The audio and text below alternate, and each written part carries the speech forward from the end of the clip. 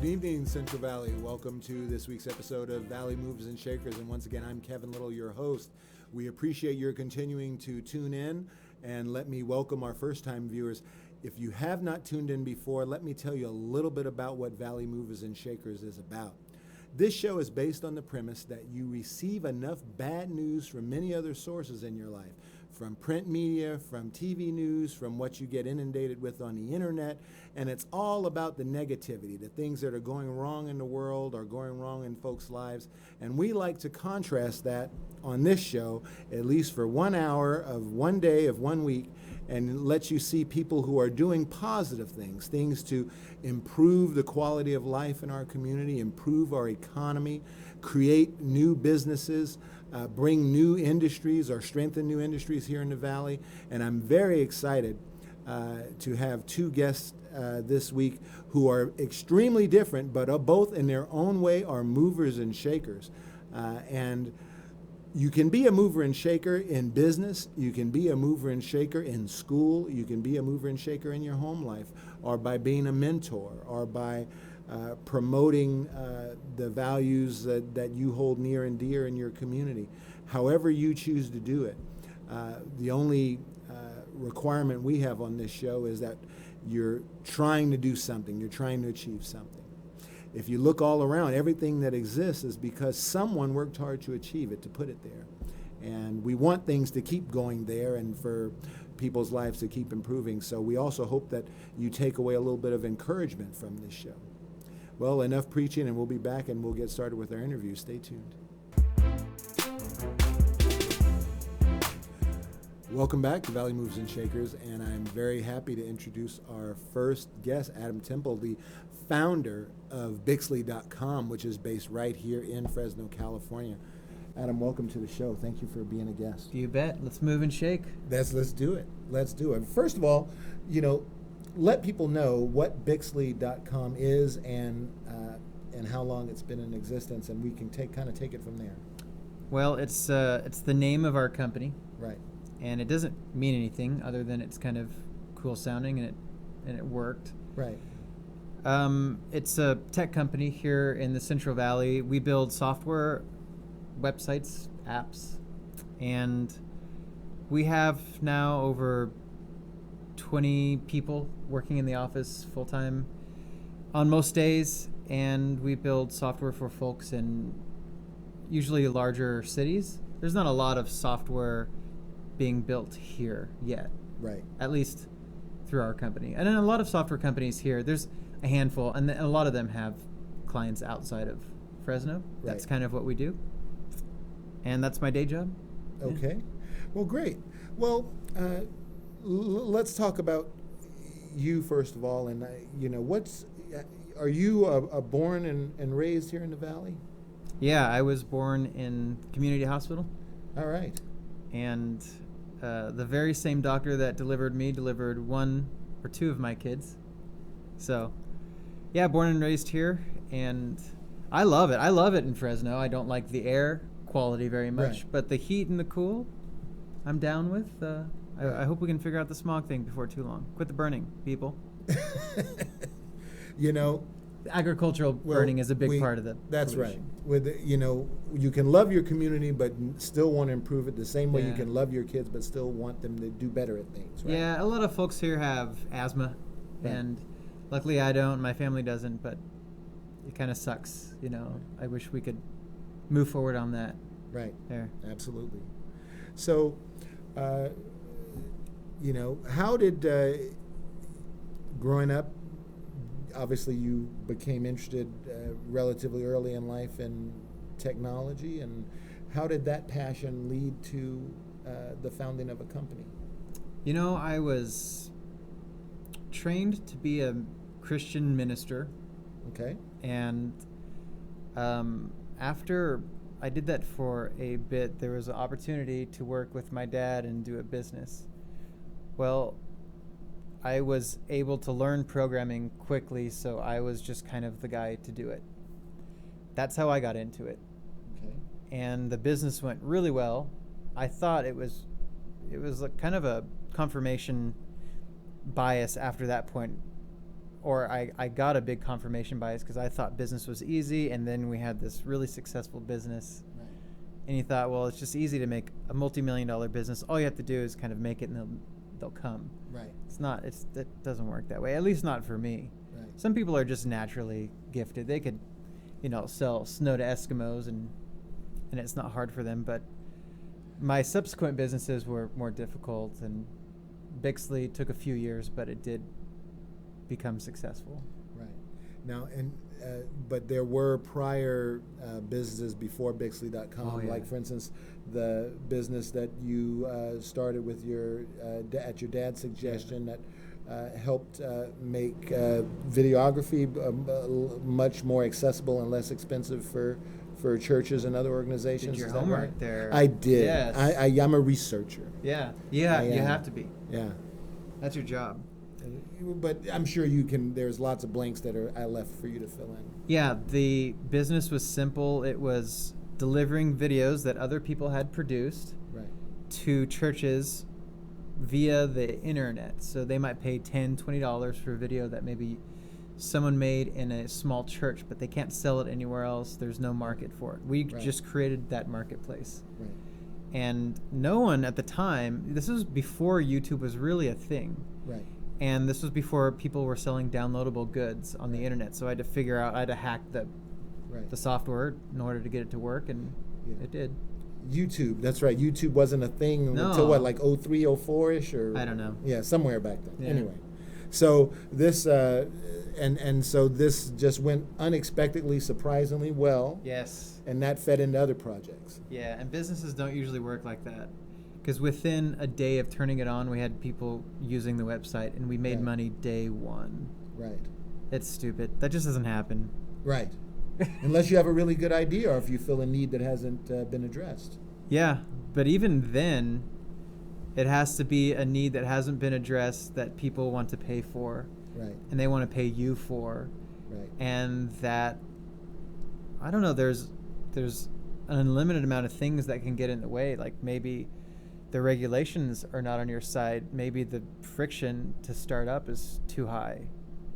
It's just, well, I'll get onto my piece of advice later on. Sure. But I've learned a lot about how not to do business, and Right.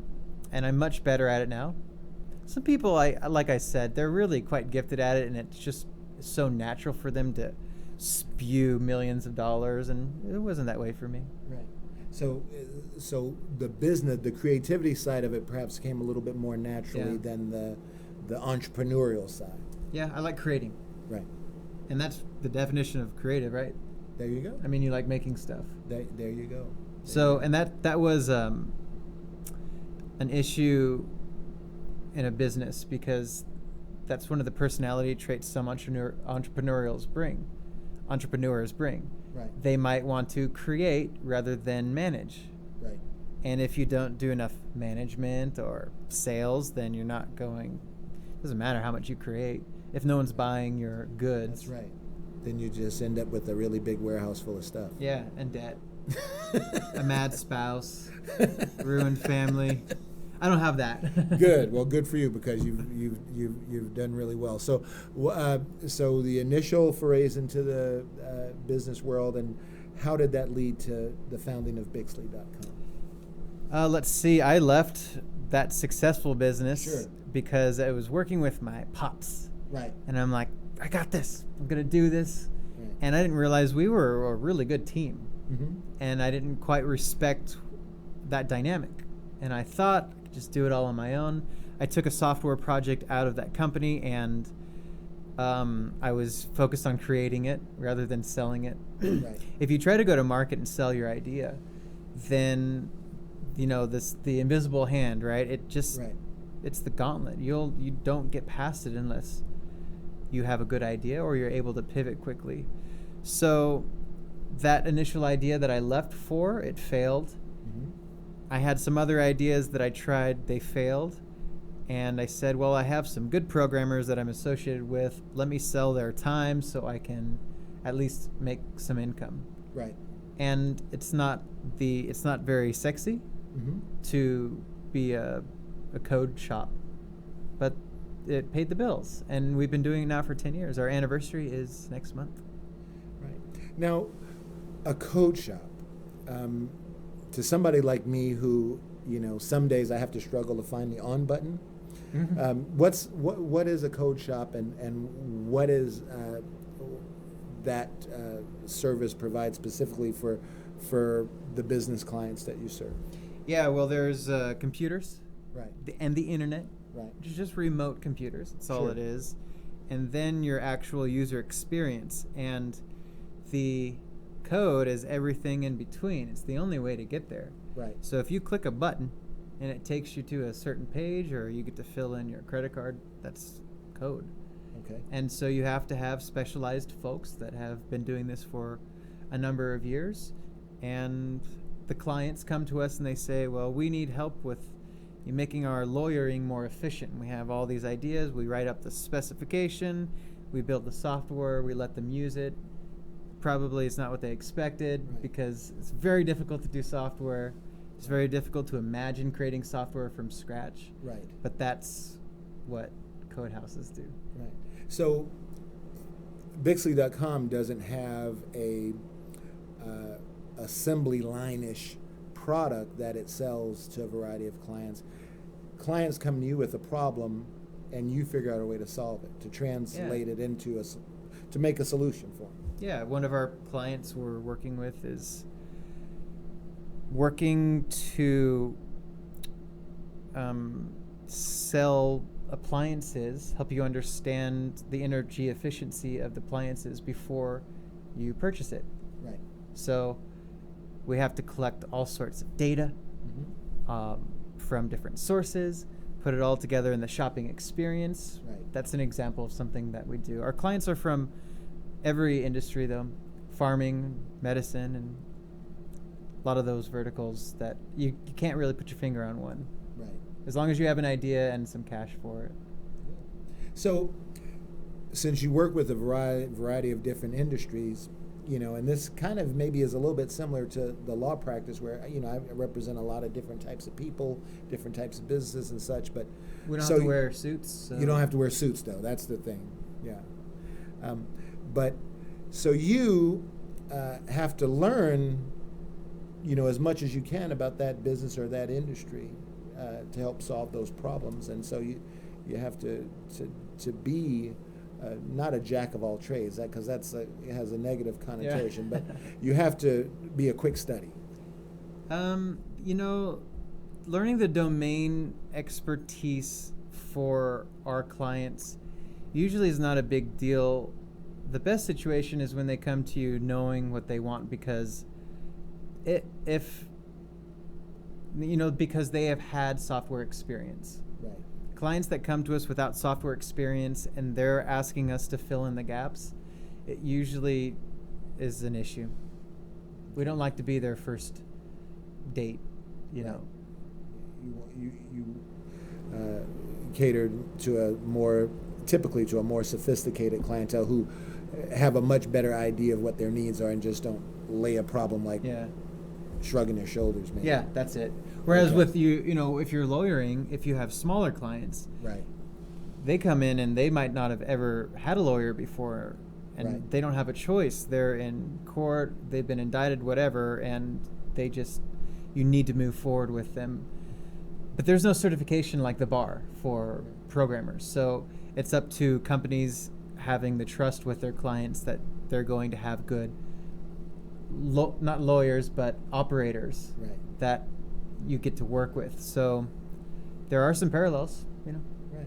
Now, you're a very witty, funny, but humble guy. So you don't want to. You're not really bragging on yourself here. But so I'm going to force you to do it. I mean, Bixley.com is doing fantastically well. So give our audience an idea of how fantastically well your company's doing. Late 2016, we had a bad year, and we went into some debt, and it was really tough on me, and I wanted to quit. So there is that. And that was 8 years in. Right. I ended up letting my business partner run the show. So he's the CEO now, great friend of mine and a great person. and now we're doing well, meaning that the profit margins are up. We're working not as frantically, Right. and we have good paying clients. So we've been in the couple $1 million mark for a while, which is good for, I don't have to go and work for somebody else. Right. It's not a huge business, but for me, it's pretty cool. That's great. Yeah. That's great. And you've been able to provide a home and opportunities for lots of up and coming coders. Yeah. Right. Yeah, and our coders, it's not all altruistic, I mean, these Right. programmers could find other jobs. Sure. They're smart people, but we have a certain vibe. Mm-hmm. The folks that are working with us generally are purposefully in Fresno, Right. and they want to stay here. They want to raise their family. It's kind of like, my mom chose not to raise me in LA, Right. even though my dad was making movies. Right. And he wanted to move there, and she's like, kind of want to stay. And that's how I felt, and that's how other folks have felt, because you can make more money with nicer weather if you move out, but we like it. You like it. We like the company, and we like being here, so. And so things are working out well. Yeah. So, let me ask you to put maybe some of what you do in more concrete terms, and I think that maybe the best way for me to do that is without, of course, revealing any trade secrets or confidentiality or anything. Just tell us about a couple of particular projects where you've provided services to your clients and helped them solve a problem that they have. Oh, should have thought of some interesting ones. The most interesting ones are under NDA, which is unfortunate because there was some work we've done with Missile Alliance Company, and I can't talk about that one, but that one's cool. Okay. So just imagine something cool. Imagine something Okay. cool having to do with NDA dealing with missiles. Okay. Well, the Missile Alliance. Missile Alliance. I didn't say anything about missiles. That's right. Did I? No. No, this is I didn't There say you anything go. about. You didn't. I don't know where I heard that. Let's see, like the client that I was just working with today, they go out and they audit farms to make sure pesticides are not being oversprayed. Right. Because if you overspray, especially with dangerous things like glyphosate, with Monsanto, Right. then you're going to have lawsuits and you're going to have to merge companies with Bayer and all that. Right. So we were working with them to help audit what was going on with the humans interacting with the machines on the field, just by helping them input into a device and then calculating on the back end, Okay. and showing the upper management a report. Okay. So that was a tablet app, and that was some processing on a remote computer, and then you spit out a report, a PDF. Right. So there's a concrete example. Right. And as a result, hopefully some workers are now in a much safer environment. Yeah, and who wants glyphosate on their oats? Not me. And if we're gonna have I it, like sugar. let's have the right amount. So, all right. Well, we're going to take a short break, and we're going to come back talking to Adam Temple some more. So stay tuned.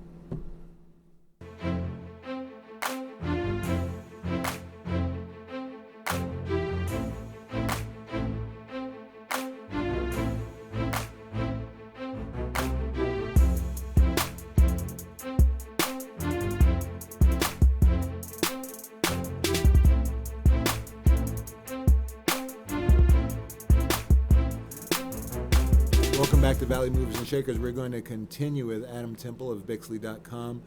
And Adam, your company is doing well. It's here in the Valley, and the intention is this is the home and will be the home of Bixley.com, correct? Yeah, that's the plan. That's the plan. So what do you? I'm not religious about it, though. I just like it. There you go. Yeah. There you go. So what's the vision for the company moving forward? We would like to have a product to call our own. The business of having your own product is really cool, and that's where our gifts are. Right. Right now we're kind of mercenaries. We're building products for other people. Right. It's good. It pays the bills. It's a great job to have. Sure. We're about ready to have our own. So we're trying to do it intelligently without wasting all of our money and effort. There you go. So just trying to find the appropriate niche to wedge into. Yeah. There you go. Well, maybe I'll have, in a year I'll have a report on that. There I you hope go. so. If Well, not, we'll keep trying. But there you go. Yeah, and in between you'll, I'm sure, continue to do well doing what you're doing. yeah, So, one of the things that I found exciting, looking totally from the outside in, is in the last, I don't know, at least to my observation, 5 years or so, there seems to be a much more energetic, vibrant tech community here that's doing a lot of different things. What from your observation, do you think that there is a growing, exciting tech community here in Fresno? yeah, it's grown a lot. When I was first starting, I could not find a tech meetup. And now Bitwise, they have a meetup on every topic, which is really cool. Right. And you can just hang out down there, get to know the industry and some of the movers and shakers. And it was that was non-existent. So what was that? 10 years ago is when I started this. So it's been getting there to where now you could find programmers for lots of different technologies right here in Fresno. So just my own Rolodex of people I can call and ask advice on technology or their own business experience in Fresno is much deeper than it used to be. So you don't necessarily have to look to San Jose or San Francisco or LA. You can find. Oh well, they're hiring here. Right. Yeah, they're hiring us and paying for it. Right. A decent amount. So that's fantastic. Yeah. So what do you think, if you had to point to, a couple of factors that have really spurred the development of a tech community here in the Valley? What do you think has caused that? Let's see. It's so close to the tech mecca of the world, being the Bay Area. Right. That's huge. So we're only a few hours away. Right. So if I need to meet with a client down there, it's not that big of a deal. Right. That's a big deal. I think it's cheaper to live here. So for me, when I was starting up the businesses, I was able to make some mistakes without losing the farm. Right. And that was really cool. I heard this advice from... Have a greater margin for error here. Yeah. There you go. I heard this advice from Patrick Rothfuss. He's an author, an amazing author. And he was asked, what's your main advice for writing? And everyone thought he was going to give something really deep. And he said, live somewhere cheap. Right. Now, the house prices are going up here. They are. Now, there's pros and cons to that. Sight unseen here. Yeah. Yeah, well. So, that benefit is starting to wane, but we'll see what the future has with the market. Okay. So, one of the other things that I wanted to ask you about, we hear about, artificial intelligence. And to people like me, again, who aren't tech savvy necessarily, it just seems like it's this, huge impending, I don't know whether it's, boon or doom, but it's coming. And you hear about it's coming, and everybody's saying it's going to change everything. And since I have someone, who's smart in that area here with me, yes, how exactly explain to somebody who's maybe not tech savvy, how exactly is AI and going to change everything? Well, is it going to be good or is it going to be bad? I think it's going to be technology, and you can use it for good or you can use it for bad. Right. And if there's a really bad AI that gets loose in the world, there's going to be a really good one that combats, and it's going to be the eternal balance of yin and yang, if you will. So I am not worried about the singularity that people say is going to be when computers are smart enough to improve themselves. Right. That's supposed to be a moment when they improve themselves so much that now they're taking over the world. Right. But that's just philosophy, and you can have your own opinion on that. Right. What will it be for the future? I mean, it has to play a major role in some years from now. Right now, it's lousy. Mm-hmm. Only really large companies are starting to get benefits from some deep analysis from it, but that's not useful for everyone yet.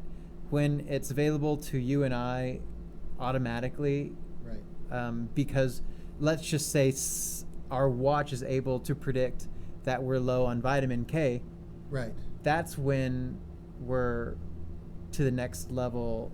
Right. So I don't know. I mean, the future's so wild, especially right now. Like, we have the chaos monster in control, and I don't care if you're for him or against him. He's bringing a lot of Trump is bringing a lot of, not pure chaos, but there's a lot of unknowns. So that has the politics that play a lot into technology. Right. You know, because if you suddenly open up billions of dollars in economy in some of these third world countries, that changes the face of technology. Right. So, right. So are we going to see cars? Well, we already have cars coming out that can, drive themselves pretty much, but it sounds like we're going to have cars that can drive themselves and also tell you where you need to go. well, I hope so. We'll stop crashing into each other. Or tell you what, you should go see this movie, so I'm going to take you, jump in. Do you have children? I do. So I have a lot of them. Wouldn't you be happy to know that your children, they might be going out, but they're Right. not going to die on the way there or the way back? I mean, Very much it's so. One less thing That's to worry right. about. My oldest is getting ready to start driving right now, and of course, as a parent, I'm terrified. Yeah. So those self-driving cars can't come fast enough. Yeah. So I am very hopeful for that. They've made a lot of progress. Right. They're going to look silly until they don't, but I don't know, people, the rigmarole that you used to have to go through just to send an email, Right. it used to be really bad. I remember that. And now it's, Yeah. you sign up for a free email account and you put in the address and you hit send. Right. It's going to take a little while for us to get there, I suspect. Okay. So one of the things that I like to do before our guests, go on their merry way, hopefully coming back, is give you a chance to address, our audience. And maybe there's someone who has a great business idea, but just doesn't have whatever wherewithal it takes to get it from the conceptual to start implementing it. Since you've done that, what words of advice would you have for somebody in that position? Okay, you going to zoom in? No, don't do that. Let's see. If you have a really great idea, you have to ask yourself the hard questions, and it's not about being honest with yourself. It's about quickly testing them. So, can I sell this? Right. Will people buy it from me? Is this at the price that they want it? Is there a need in the market for this? You have to read some books, Right. and educate yourself. The people that you hear about accidentally building a business and it went multi-billion dollars, don't count on that. That's a unicorn. Right. That's like people winning the lottery. And you can. It Yeah. happens. Right. But you're much better off putting that money into something that's going to return consistently. The food industry has way better returns than tech in terms of investment. Right. It might not seem that way because you hear of Candy Crush making billions of dollars, and you're like, well, all I got to do is create an app. That's not true. So I would say it's important to put your beliefs on one side of what you want to do and then reality on the other, and try to bridge that gap by testing the idea small. Right.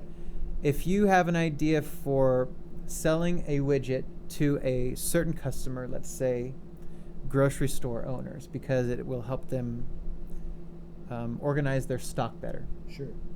I have this great idea, because maybe you are working in a grocery store. Maybe That's so. how a lot of these ideas come about, is someone inside Sure. saying, I've worked at this a long time, and I think if this, and this can happen, I would buy it. Okay, so what you do is something kind of silly and basic, is you put together some sort of mock-up or test of the idea, if it's software or is it a service, Right. and you see if people will buy it from you. You pitch it to them. Right. And then they'll say, well, yes. And then you say, okay, give me your money. Sign up right here. Oh, no, I can't do that. Well, why?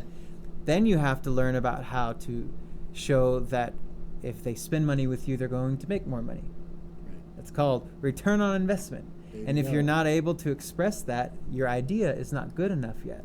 Mm-hmm. So you have to educate yourself on that process and test small. If you dump your whole life savings into this idea, but you haven't actually seen if people want to buy it, Right. then It's putting the cart way before then the you've horse. done what I've done before and made silly business decisions. Right. So I'm here to tell you, don't do it that way. I mean, you can. You got free will. Right. But if you want to keep your shorts, then Right. test small and fail small.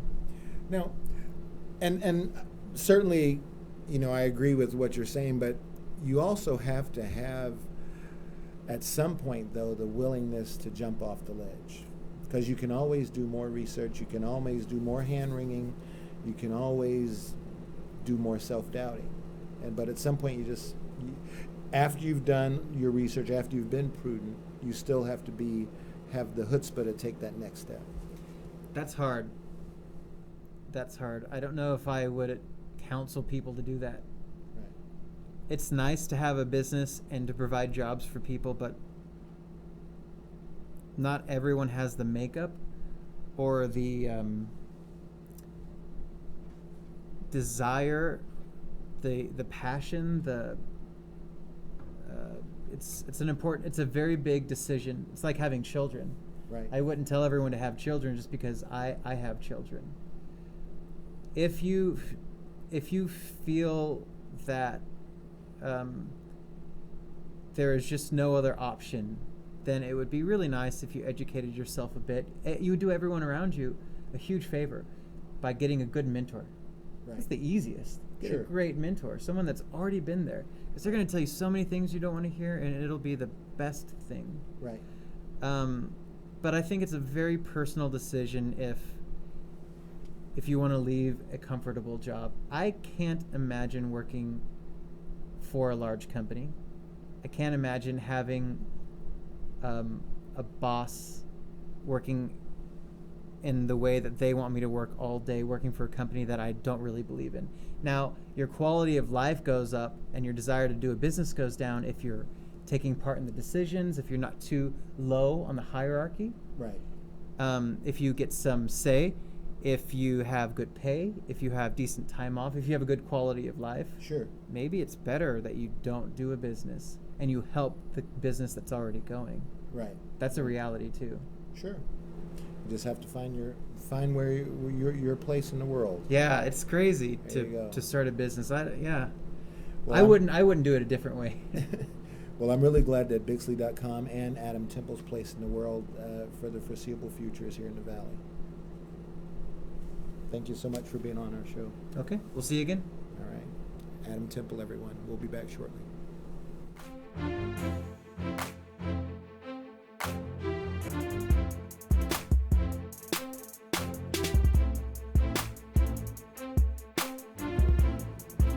Welcome back to Valley Movers and Shakers, and I'm very, very honored to have our second guest on today's show, Luis Sifuentes. Thank you, sir. Thank you. Luis, you have lived many lives in your one life, and you have a fascinating story, and I'm going to give you an opportunity to tell that. Luis ha vivido muchas vidas en la una vida que tiene y ahorita le va a dar oportunidad para que usted pueda decir su historia al público. Pues sí, ciertamente yo actualmente tengo 58 años. Yo llegué hace 20 y tantos años aquí a Estados Unidos. Yo estudié la carrera de Derecho, me recibí. Eso fue hace casi 30 años. He is 58 years old. He has received a law school degree, and in these 20 years it has been a lot of work that he's done after he has received that law school degree from school. Yeah. Now, you were living still in Mexico when you graduated from law school? ¿Todavía está viviendo en México cuando se graduó de la escuela? Sí, yo viví en México. Trabajé en mi carrera aproximadamente 12, 13 años que estuve litigando. Algo muy satisfactorio. La carrera de Derecho es algo precioso, hermoso, que jamás se me va a olvidar y no se me olvida y yo sigo teniendo el derecho en mi corazón. Yo estudié la carrera de Derecho y fue precisamente la especialidad de criminal, como le llaman aquí, ¿verdad?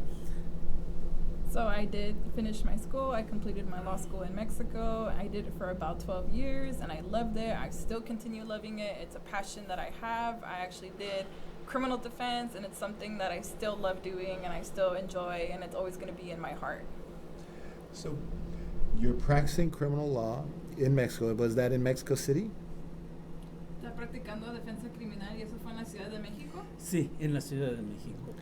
And how did Luis Sifuentes, the criminal attorney from Mexico City, come to be Luis Sifuentes in Fresno? ¿Cómo fue que el abogado de la Ciudad de México vino a ser el Luis Fuentes aquí en la ciudad de Fresno? Sucedieron algunas situaciones después de que yo me recibí. Yo me casé muy joven, me casé a los 20 años. Terminé mi carrera después de haberme casado. Yo dejé de estudiar por 5 años después del high school, después de la escuela, de la preparatoria. Cuando me recibí, pues ya es cuando me casé. Pasaron muchas cosas, una de ellas es la muerte de mi papá. Yo trabajaba con mi papá también era abogado, puso una oficina, yo trabajaba para él. There's a lot of things that happened in between Mexico City to Fresno. I got married very young. There was actually 5 years in between my high school graduation and receiving my law school degree. I got married, and between those years, I was married. After that, despite being married so young, I still was able to finish my school. I was able to get my degree. And there was a lot of things that happened. One of the main things that was a factor was the death of my father, who was also a lawyer, and it's something that I always looked up to. And did the death of your father change your career path and lead you to decide to move? Y la muerte de su papá fue lo que causó que se moviera para acá, aquí a Fresno. Fue una de las causas, pero no fue la definitiva. Cuando él falleció, a mí se me fueron las ganas de trabajar en la carrera, porque él y yo pues, trabajamos juntos muchos años, y ahí fue donde dejé de hacerlo. Toda mi vida he sido comerciante, me ha encantado el comercio. Entonces dejé la carrera de Derecho y me fui a Guadalajara a buscar otros horizontes y puse tiendas de ropa, porque mis hermanos, ellos son diseñadores y se dedican al comercio. Entonces me fui a juntar con ellos para poner tiendas de ropa y fue donde hice el cambio. The death of my father did impact me in the way that it made me really upset and sad, because we worked together and I was very close to my dad, and I've always liked the commercial business. I always liked making a business. So after that, I decided to look for another career, which ended up opening stores, clothing stores in Guadalajara, and I started these stores with my brothers and sisters, and that's what started this new path for me, was to find this new job, a new horizon, something to look forward to. And how long did you pursue the career in retail and fashion? ¿Por cuánto tiempo estuvo haciendo este tipo de comercio de la ropa? De la ropa fue aproximadamente como 5 años, alternado puse también un restaurante en Guadalajara, y pues fueron con el restaurante y con la ropa que fue alternado, fueron aproximadamente como 7 años. Llegó a su fin porque en un diciembre me abrieron las tiendas. Yo tenía 2 tiendas y tenía mi restaurante. Me abrieron las tiendas y en esa época es cuando uno llena todas las tiendas para la venta, y me las vaciaron. Totalmente me vaciaron las tiendas, y desgraciadamente en México no tenemos las aseguranzas, no tenemos la responsabilidad de tener las aseguranzas que tenemos aquí, y pues me dejaron totalmente en la calle. So it was about 5 to 7 years. Besides having the clothing stores, I also had a restaurant. And in between those 2 businesses, I did very well. It lasted a good 7 years. And all it took was for one December where they just vacated all my stores, including the restaurant. And in Mexico, they don't have the same responsibility to have an insurance for your stores and your company. So because of that, I ended up not having anything to restore my business after it got completely vacated in that December. So that left you in a situation where you had to make a decision on what your next step was. Y ya eso le dio la oportunidad para que usted tuviera que agarrar como algo diferente para ayudar a qué va a ser el próximo paso. And what did you decide? Sí, definitivamente, porque en México, desgraciadamente, cuando tú caes, es muy difícil levantarse, no es posible levantarse.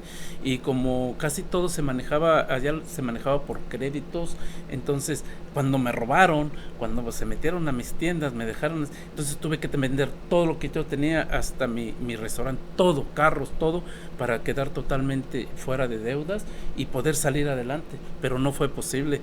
Y me fui al plan B, que me fui a un taxi, a manejar un taxi. Me regresé a la Ciudad de México a manejar un taxi y ya no lo pude hacer. Y fue cuando me hablaron de Estados Unidos unos amigos, unos familiares que me tenían un buen trabajo, según ellos. So after my stores are vacated and robbed, it was very difficult to come up from that, because in Mexico, once you fall down in a business and the business crashes like that, it's very hard to come back from that. And everything was run through credit, so I had to sell everything, all my furniture. I even had to sell a car.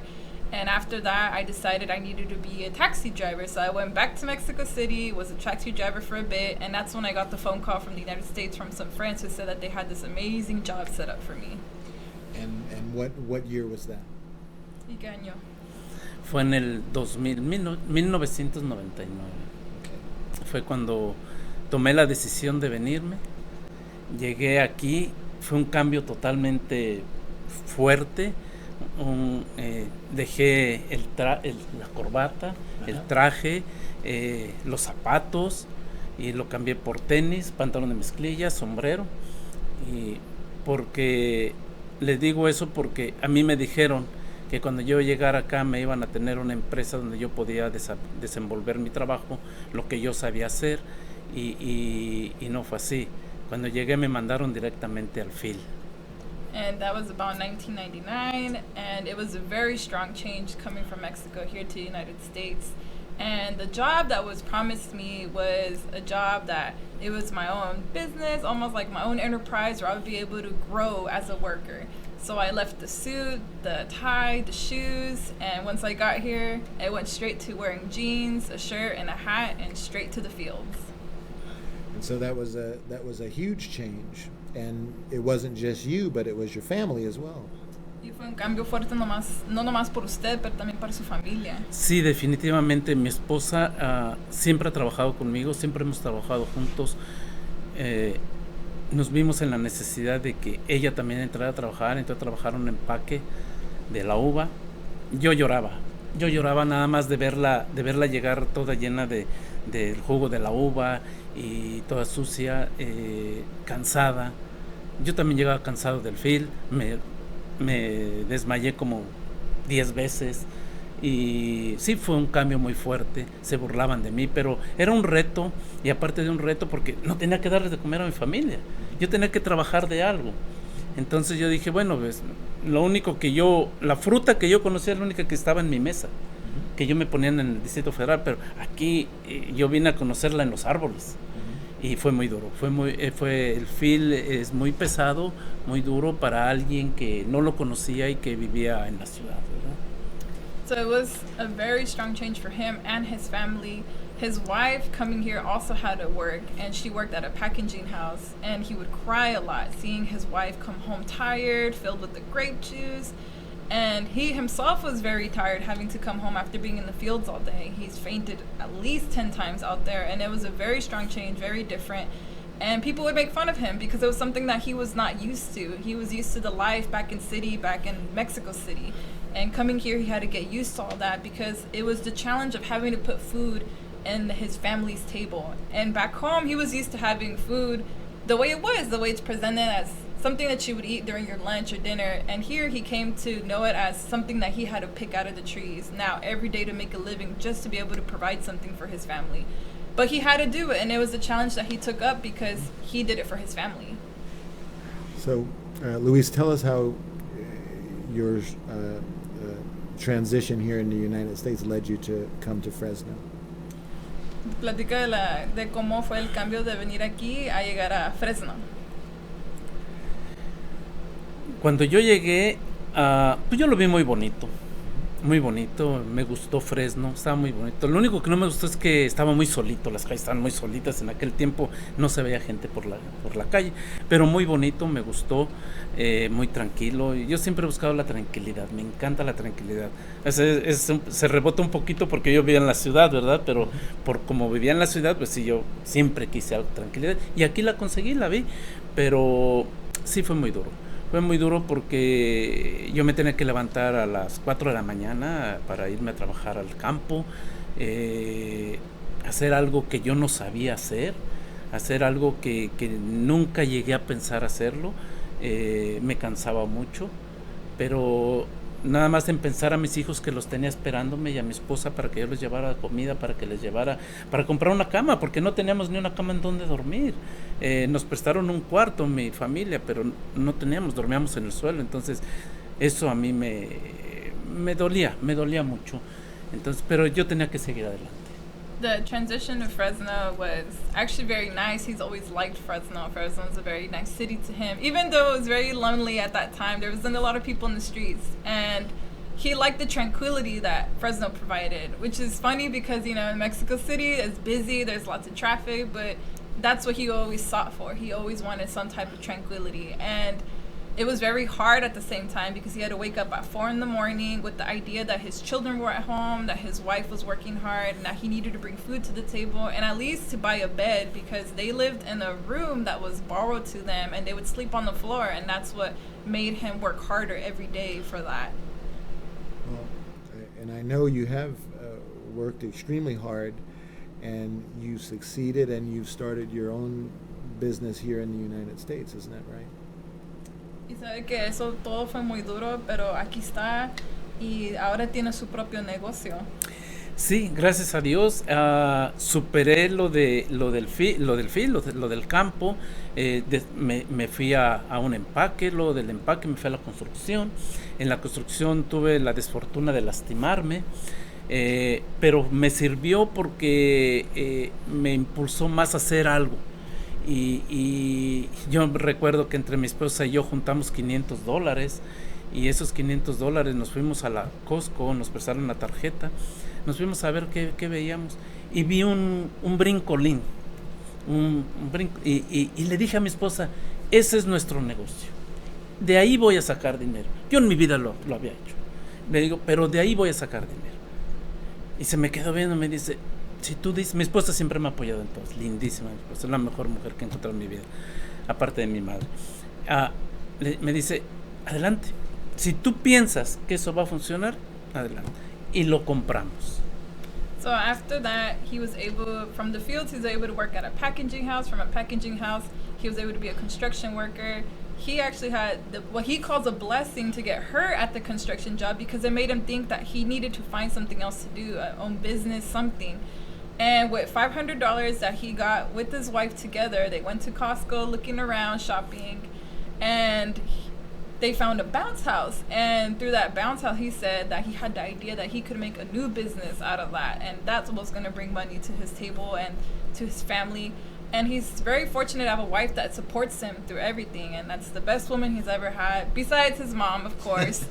And that's how he came up with the idea that he would have a bounce house type of business, and that was going to bring more money into their family and to help them out. And what year was that? How many years ago? ¿Cuántos años fue? ¿Qué año fue eso?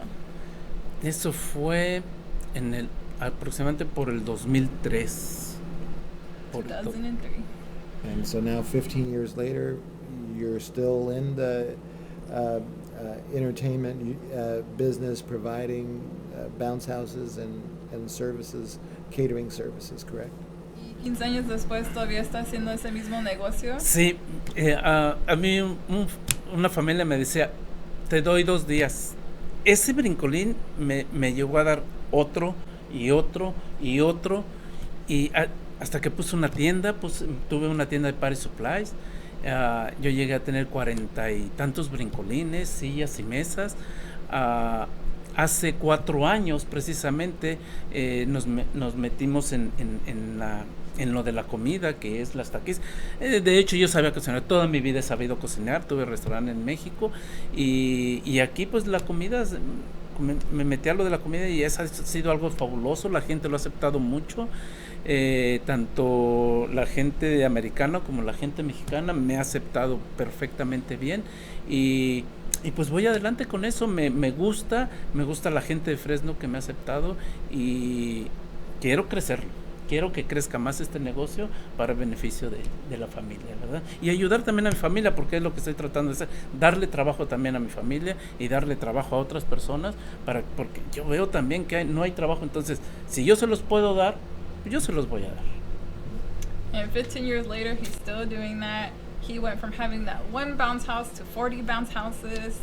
He had a store, a party supply store. He still does catering. He opened up his food business here. Since he had a restaurant in Mexico, it was easy to transition that here, and it's been accepted really well by not just Americans, but Mexican people, local Mexican people that live here too. And despite family telling him that it was only going to last 2 days, he's still here, and he's still finding ways to grow his business. Not only because it's good for his family, it provides something to his family, but he wants to provide jobs for other people too, because he sees that there's no jobs, and if he can give him that job, then he will gladly do so. And he wants to always find a way to make the business grow, take one step further. And you've been able to provide your family with a nice home and a good life here in Fresno, correct? Y ha podido no nomás darle una buena vida a su familia, pero una buena casa. Claro que sí, afortunadamente nos ha ido bien, no nos hemos vuelto ricos porque tampoco lo quiero, porque trabajan mucho, pero sí quiero mantener una estabilidad económica por el bien de ellos, por el bien de mis nietos, por el bien de la familia que viene y sí me interesa mucho dar trabajo. Ojalá pueda mi empresa crecer bastante para poder dar trabajo a mucha gente que lo necesita, mucha gente que está carente de trabajo y más en estos tiempos, ¿verdad? Y pues adelante, yo estoy puesto a lo que me digan, no nada más en los tacos, a mí me dicen barre y yo barro, lo que sea, de que haya dinero y que sea legal, yo lo hago. And not only has this business brought a nice home and a lifestyle for his family, but most importantly, economic stability, and not just for his family, but for the family that is to come, the grandchildren, and most importantly, he wants to be able to provide jobs for the people that need it, because he knows that, especially now in hard times, people need jobs, and he would love to be able to provide that for them. And if he can find ways to make his business grow, he's always going to find something to do, and not just making tacos. Also, if there's a legal way, a new way to make a business, whether it's brooming or other stuff, he will jump on that opportunity because he wants to keep growing, not just as a worker, but as a business itself. So if someone wants to do business with you, why don't you tell our audience how they find you? Si alguien quiere hacer negocio con usted, si le puede decir a la audiencia cómo pueden hacer eso. Si alguien quiere hacer negocio, si alguien me quiere contratar, ¿esa es la pregunta? Mm-hmm. Sí. Ok. Yes. Si alguien me quiere contratar, pues no tienen más que llamarme al 559-761-2933 y con gusto lo vamos a atender y lo vamos a atender como usted se merece. Y como usted se merece, buena calidad, buen servicio y buena atención. Con esos 3 puntos, yo creo que cualquier persona me va a poder contratar. If you want to contract them, you have to call. We'll call the number on the screen, and It's there. yeah, it's there. Oh, Can't ahí read that está. part, but he is happy to provide that service, having good quality, good service, and whatever needs that you have, he will attend to that, and he has no issues with that. He wants to attend everybody how they deserve it. So just call that number and contract it on. So I want to give you a chance, like I give all my guests a chance to talk to the audience. And maybe there's somebody who's hearing your very motivational story, who maybe has had a death in the family that has left them at a loss. Maybe has had a business that has failed through no fault of their own. Maybe has been injured and doesn't know what their next step is. What was the motivation that you had, to, despite all those obstacles, to always move forward, always look for the next opportunity. Y quiere que si le puede platicar a la audiencia qué fue su motivación que hizo que no pensar en esos problemas y que siempre está buscando una nueva oportunidad, nuevas maneras de crecer, o para que pueda explicar a alguien, la audiencia, que a lo mejor estaba en esos mismos problemas que estuvo usted y ahora nomás están buscando esa motivación para seguir para adelante. ¿Qué tiene usted para decir a esa gente? Claro que sí. Pues yo lo que les puedo decir es que la esperanza muere al último. Siempre yo he pensado que la familia es primero. La misma Biblia nos los dice que hay que tener a la familia primero y es lo principal. Y yo es lo que he hecho. Siempre he puesto primero a mi familia. Mi esposa para mí es lo máximo. Mis hijos es lo máximo. Entonces, si ellos están bien, yo voy a estar bien. Si usted está bien con su familia, con su esposa, le va a ir bien. ¿Por qué? Porque detrás de un hombre siempre hay una gran mujer. Entonces, la mujer siempre nos va a apoyar a nosotros. Y si nosotros no nos apoyamos en nuestra esposa, no nos va a salir las cosas. Es bien importante que sea familiar. Nosotros tenemos el business de nosotros es familiar. Entonces, y siempre ya tenemos 18 años casi con el business, trabajan mis hijos y trabaja mi esposa, trabajo yo, y entre otras personas de la familia. Pero siempre ha sido familiar y eso es lo que nos ha ayudado a nosotros. Y yo le doy ese consejo a las personas porque mucha gente no lo hace, quiere ir solo adelante, la mujer por un lado, el hombre por otro lado, y eso no funciona. Es lo mismo que el matrimonio. Si los dos unen sus fuerzas, el matrimonio sale adelante. Y si el matrimonio sale adelante, el business va a salir adelante. Most importantly, family is everything, and family is always principle. Hope doesn't die until the very end, and you got to keep your hopes up. Behind every great man, there's a great woman. And as long as you support each other and the family supports each other, that business is going to grow and everything's going to turn out good. And it's just like a marriage. When the man and the woman put their efforts together, or your significant other, whatever it may be, you're always going to be able to move forward. You join forces and you make something greater out of whatever it is you're working on. And as the Bible says, and he's a firm believer, family is everything and family is always first. And when you put your family first and you use that as your motivation, then your business is going to grow. And this is most importantly is a family business, and that's his key to success. His kids work, his wife works, other family members work, and that's what keeps him together and to always taking that step further. Luis, I can't thank you enough for being on my show tonight. And you are a motivation to me, and I hope that you're a motivation to the people who are watching. And may you continue to be blessed and continued success. Que ustedes pues ya entendió, Sí, ¿verdad sí, que sí? entendí. Muchísimas gracias para que me conteste en español. Muchísimas gracias por haberme invitado.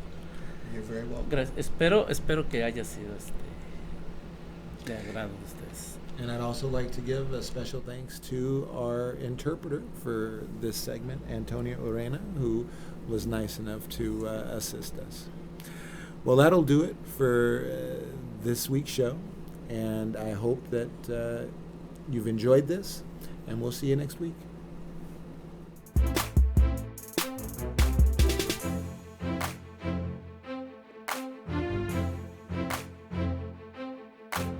CentralValleyTalk.com